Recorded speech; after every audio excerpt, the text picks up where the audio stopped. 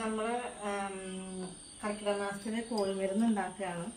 അപ്പം അതിനകത്ത് ചിക്കനിലേക്ക് മരുന്നൊക്കെ ഇട്ട് ഇങ്ങനെ ശരിക്കും ഇങ്ങനെ കുഴയ്ക്കണം. കഴുകി ചിക്കൻ നന്നായിട്ട് കഴുകി വെള്ളം പോകാനായിട്ട് വെക്കണം കേട്ടോ. എന്നിട്ട് വേണം വെള്ളമൊക്കെ പോയി കഴിയുമ്പോൾ പൊടിയൊക്കെ ഇട്ടിട്ട് പൊടി മരുന്നിൻ്റെ ആ പൊടി ഇട്ടിട്ട് ഇങ്ങനെ ശരിക്ക് കുഴച്ച് വെച്ച് ഒരു 10-15 മിനിറ്റ് അങ്ങനെ ഇരിക്കണം.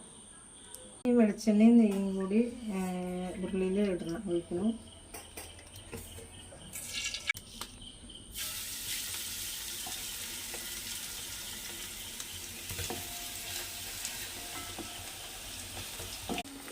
അങ്ങനെ കോഴിമരുന്ന് റെഡി ആയിരിക്കും.